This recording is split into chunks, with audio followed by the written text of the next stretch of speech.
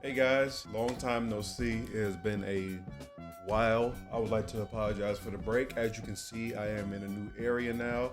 Finally moved out to my own apartment, and I have time to focus on work and YouTube stuff, other projects, things like that, other stuff that I have coming. Before we get started, I do want to speak on something very unfortunate.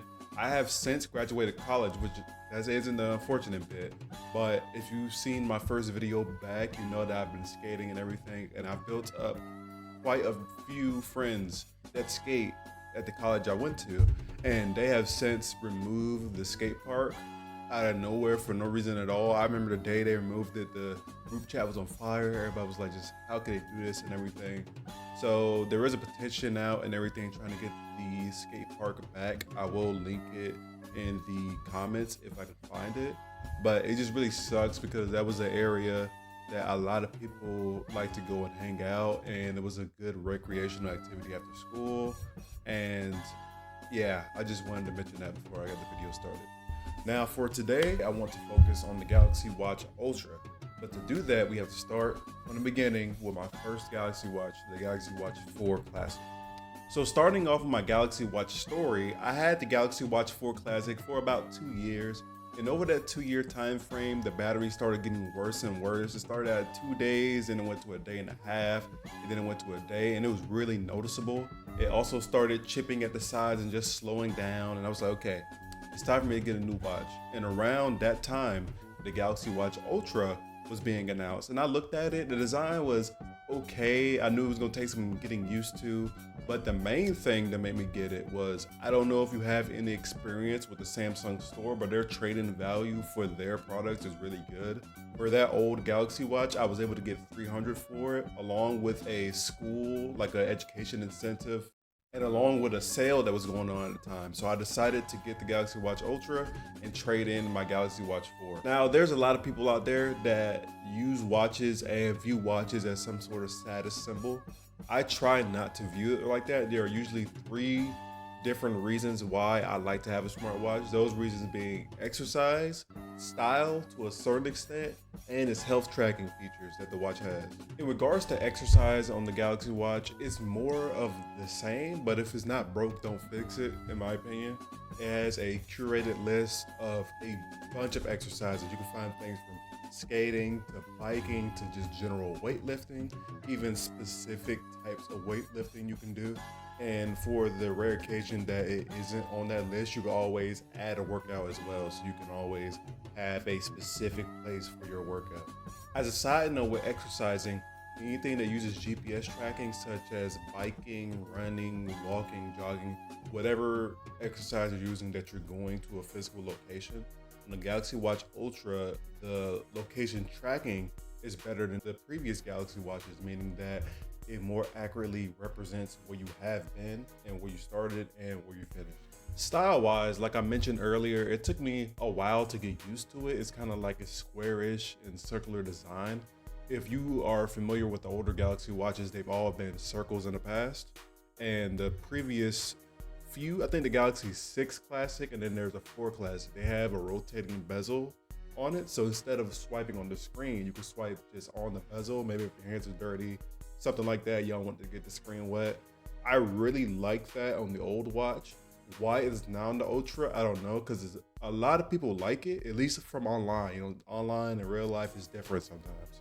I'm hoping for the next one, they do add that classic bezel back. But otherwise, the squarish and circular design did take some getting used to, but I'm pretty used to it now. Now I like it, it's not bad at all. When the Galaxy Watch Ultra was unveiled, people started comparing Apple and Samsung, and they were just like, oh, 5 years ago we did this, y'all, we been had this, no, 10 years ago we did that, and then you copied this from that. Is not that deep. Now, these companies, they copy each other all the time. In general, we as a people, we rarely have fresh and new ideas. Everything's kind of taken from multiple places and changed up a little bit to seem like a new idea. Now Samsung, they didn't change that much, at least with the band. The bands look almost identical, but it's really not that deep. In regards to health tracking, you can't really mess that up. I don't use too many health tracking features. I'll use the checking the stress levels or checking your heart rate level. I know that is not the most accurate thing in the world. Like there's devices you can get that will strap onto you like this, like a seatbelt kinda, and it stays on your heart, and that's way more accurate rather than taking your pulse from your wrist. But it gets the job done. So now I want to transition into talking a little bit about what I like about the watch versus some things I don't really like about the watch, and a little bit of both. So for the first thing, I am really on the fence about the battery life. I enjoy that it's beating out my degrading battery in my Galaxy Watch 4 Classic, but it's not exactly what I was expecting. I think the main issue with smartwatches is the battery life. I know there are different watch companies like Garmin that have like, what is it, like weeks long, months long, or a month long battery life. But I really wish that Apple and Samsung really put bigger batteries in these watches and made them as efficient as possible. Because I believe if Garmin is able to do it, then so should Samsung and Apple. I don't know if it's because these smartwatches do things a little more advanced or better than the Garmin, because I don't have any experience with the Garmin, but I do believe that is the main barrier for some people, because it is annoying, admittedly, to every 2 days I have to charge the watch. I just wish it lasted longer.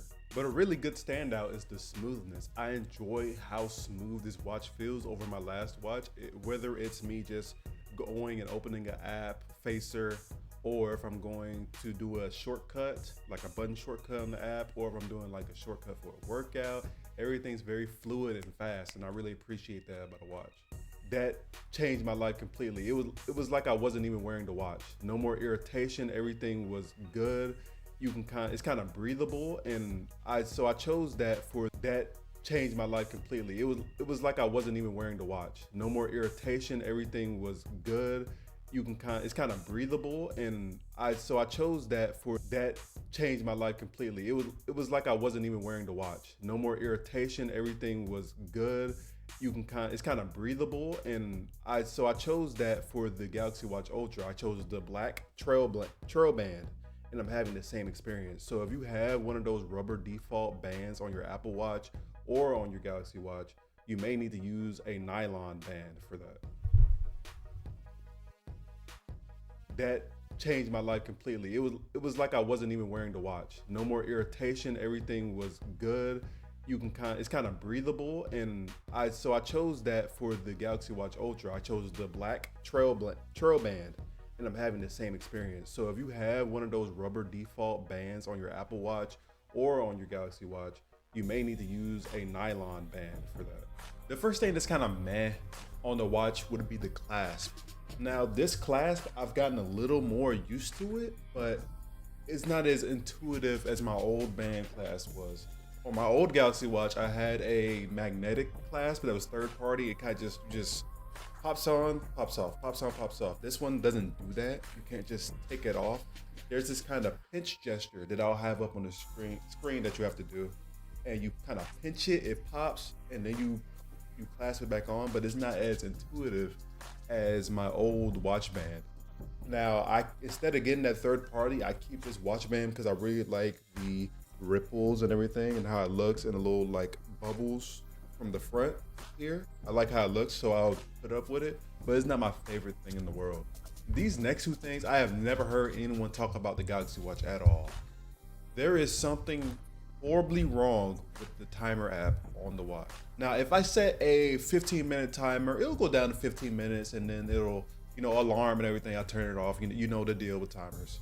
But the other day, I was cooking salmon, right? And I was cooking it was like a broccoli cheddar bake in the oven, right? So I turned on the oven, put it in. It was supposed to stay in there for an hour. So I set the hour timer on my watch, and it goes. I stop paying attention to it. I do whatever I'm doing, working, whatever, right?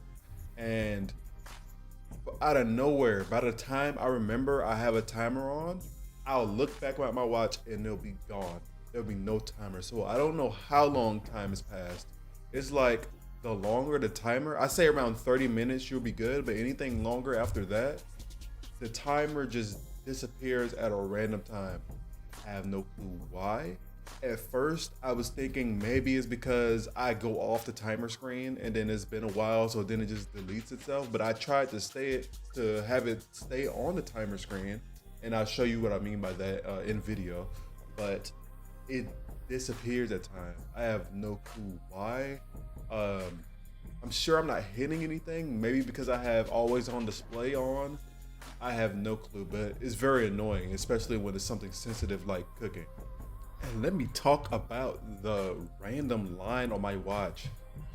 I have no clue when this popped up. It wasn't there when I bought it. I put it on one day and I guess I brushed up against something I wasn't supposed to brush up into. And now there's a random faint line on my watch. It used to get on my nerves. It still does, but I've learned to look past it. But the line is there, right? And I'll clean it off. I'll wipe it off with like a shirt or like a microfiber cloth, right? It'll be gone. A few hours later or like a day later, it pops back up, the same exact line. I don't know if I'm supposed to be using a cleaner for that. If you guys have any experience or could find anything about a random line on the Galaxy Watch Ultra, please let me know. It's not an internal thing. It's obviously on the outside of the screen because I can wipe it off, but it comes back. It comes back every time. I have no clue. It's driving me crazy. I don't know where that line is coming from, and I don't know how to wipe it off and have it stay gone. But anyways, for a final verdict, I would give the watch a 7.5 to the 8 out of 10. I do think the watch was very worth it, especially over my last watch. There's just a few kinks and a few cons that they need to improve on the next iteration. If you made it to the end of the video, I hope you enjoy. I want to thank you guys for making it to the end. I also want to apologize for the gap in uploads during my move and everything. I hope to eventually fill the space out with other things, like put this poster up, for example, get some other stuff put on the walls and just make it more visually interesting. It's not as visually interesting as my past room. I also want to make a video on this right here. This is my NAS that I have running TrueNAS, and I want to make a video over how I set it up and configured it. So if you're interested in that, let me know, and I'll see you guys in the next video. Peace.